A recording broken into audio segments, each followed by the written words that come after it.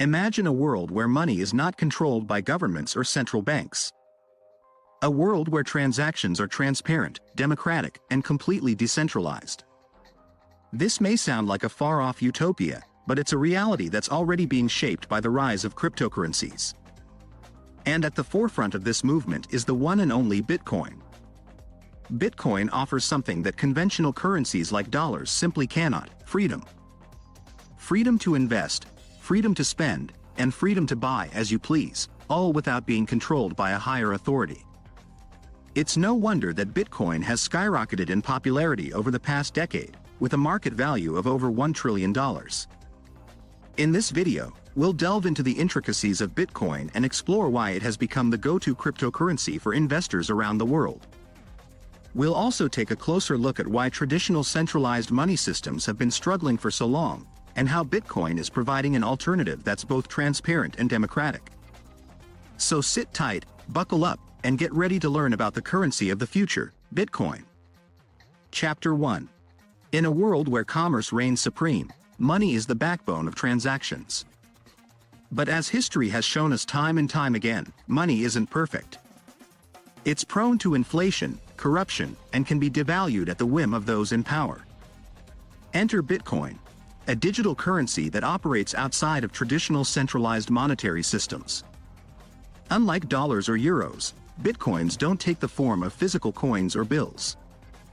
Instead, they exist as encrypted sets of numbers, making them the ultimate cryptocurrency. But let's take a step back and explore the history of money itself. For thousands of years, bartering was the primary way to exchange goods. From weapons to spices, civilizations across the globe traded what they had in exchange for what they needed. But as time went on, bartering became inefficient. If your shoemaker didn't need fruit, he wouldn't mend your shoes. Enter centralized currencies, like the 6th century kingdom of Lydia. The monarchy determined how much their currency was worth and guaranteed its value by imprinting regal symbols on its coins. And while commerce initially flourished, the power to guarantee a currency's value also meant the power to devalue it. Bitcoin offers an alternative to this cycle of inflation and corruption. Its decentralized system means that it's not controlled by any government or central bank. Instead, it exists solely in the hands of its users, with widespread adoption giving it legitimacy.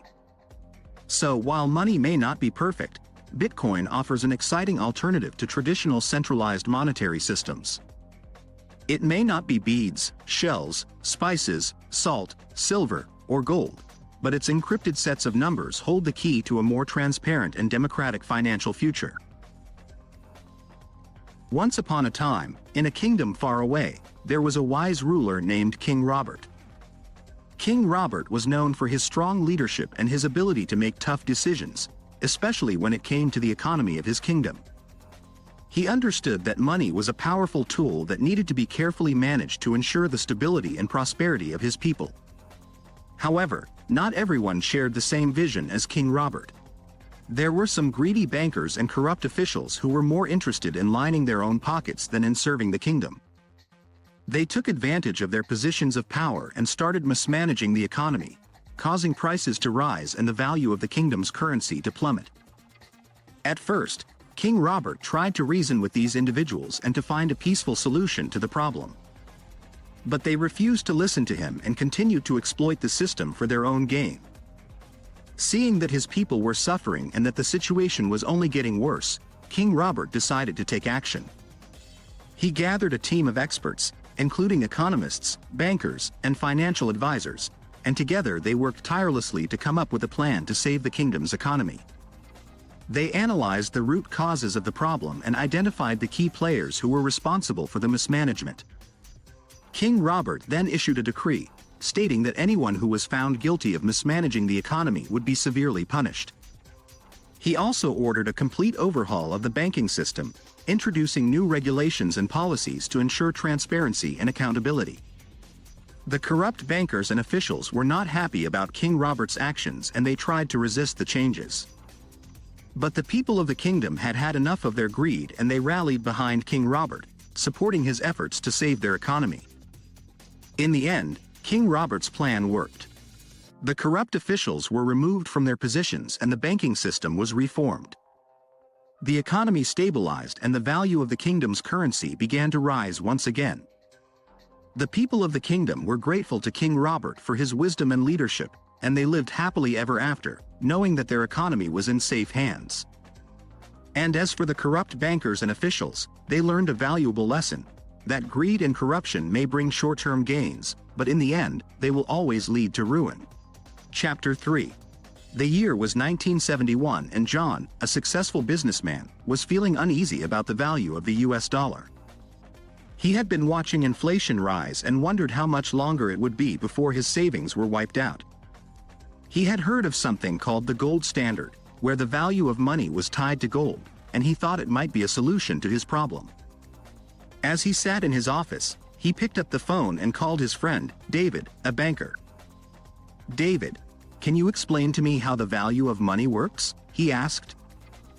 David chuckled. "John, that's a complex topic. But in short, the value of money is based on trust. It's backed by the government, which guarantees its value. But that guarantee is only as good as the government's ability to maintain its value. That's why we used to have the gold standard, where the value of money was tied to gold. But we abandoned that in 1971. John listened intently. "So, what does that mean for me and my savings?" "Well, it means that the government can print as much money as it wants without having to back it up with gold. That can lead to inflation, where the value of money decreases over time. And that's what we've been seeing in recent years," David explained. John was getting more worried by the minute. "So, what's the solution?" David hesitated. "Some people think we should go back to the gold standard. But that's not very practical. Gold is heavy and expensive to store. Plus, it's not very useful in our digital age." John's mind was racing. What if we had a digital gold standard? David was intrigued. "What do you mean?" John explained his idea. "What if we created a digital currency that was backed by gold? We could use blockchain technology to make sure that the gold was securely stored and easily transferable. And we could eliminate the need for governments to print money and create inflation." David was impressed. "That's a fascinating idea, John. But it would require a lot of trust in the system. And it would be hard to convince governments to give up their power over currency." John knew it wouldn't be easy. But he was convinced it was the right thing to do. He spent the next few years working on his idea, rallying support from investors and economists around the world. And in 2009, his vision became a reality. Bitcoin was born, a digital currency that was backed by the blockchain and the trust of its users. It was a decentralized currency that allowed people to transfer value without the need for intermediaries. And it had the potential to revolutionize the way we think about money. John smiled as he watched the value of Bitcoin rise. He knew that he had helped create a new era of free-floating fiat money, one that was based on trust and the power of the people. And he knew that the world would never be the same again. Chapter 4. In the dark alleyways of downtown New York, a group of hackers huddled together, their eyes glued to the screen of a laptop that was displaying lines of code. They were working on a top-secret project, one that would revolutionize the world of finance forever. Their leader, a mysterious figure known only as Satoshi, had just unveiled his solution to the problem of trust and the abuse of fiat currencies, Bitcoin. It was a payment system that used digital coins that were encrypted to be fraud-proof. But this wasn't just about technology. At a deeper level, it was a solution to the problems associated with centralization and fiat currencies that had plagued the world for decades. Satoshi knew that the biggest problem with these monetary systems was that they required people to trust institutions that had shown themselves to be untrustworthy. He wanted to create a system that would delegate decision-making powers to a kind of calculating machine that simply couldn't make bad decisions. That's where blockchain came in. It was essentially a spreadsheet that solved the double spending problem without involving large institutions. Everyone, from Beijing to New York to Montevideo, had the same ledger. If one accountant added a line to her ledger, it appeared in everyone else's. In other words, When one line of accounting code, or block, was created in the blockchain, everyone could see and verify it. The hackers worked tirelessly, day and night, perfecting the code and testing it for vulnerabilities. They knew that if they succeeded, they could change the world. Finally, after months of hard work, they were ready to launch their creation. They flipped the switch, and Bitcoin was born. People were skeptical at first, but soon they began to realize the potential of this new system. Transactions could be verified without the need for a central authority, making it impossible for governments to manipulate the currency for their own benefit. Bitcoin quickly gained popularity, and before long, it was being used all over the world. Its value skyrocketed, making early adopters millionaires overnight. But Bitcoin wasn't just about making people rich. It was about creating a better future, one where trust was no longer a luxury, but a necessity. Satoshi and his team had done what no one else had been able to do. They had created a system that was truly decentralized, fail-safe, and transparent. As the hackers looked out over the city from the rooftop of their hideout, they knew that they had changed the world forever. The era of centralization and fiat currencies was over, and a new era of trust and transparency had begun. Chapter 5. In the early hours of the morning, John sat hunched over his computer, staring intently at the screen. The only sound in the room was the whirring of his computer's fans and the soft tapping of his keyboard. He was a Bitcoin miner, and he was hard at work trying to solve a complex math problem. John's computer was just one of thousands in the Bitcoin network, all working together to verify transactions and ensure the integrity of the blockchain. This was no easy task, and it required a lot of computational power. But John was committed to the cause. He knew that his hard work was helping to keep the Bitcoin network honest. As he continued to work, John couldn't help but think back to the early days of Bitcoin. It was a time of great excitement and optimism. People believed that Bitcoin could change the world, and John was one of them. He had been drawn to the idea of a decentralized currency that didn't rely on banks or other centralized institutions. It was a revolutionary concept, and John wanted to be a part of it. But as Bitcoin grew in popularity, so did the challenges it faced. There were those who sought to exploit the system, using it for illegal activities or trying to cheat the system. This was where John and his fellow miners came in. They worked tirelessly to verify transactions and keep the ledger honest. It wasn't always easy, of course. The math problems they had to solve were incredibly complex, and it required a lot of computational power. But John and his fellow miners were up to the task. They knew that their work was crucial to the success of Bitcoin, and they were determined to see it through. As the morning sun began to rise, John felt a sense of satisfaction wash over him. He had solved the math problem, and a new block had been added to the blockchain. This was a small victory, but an important one. It was a sign that the Bitcoin network was still strong and resilient, and that its users were committed to keeping it honest. John leaned back in his chair and stretched his arms. He knew that there would be many more challenges ahead, but he was ready for them. He was a Bitcoin miner, and he was proud to be a part of this revolutionary new system. Chapter 6.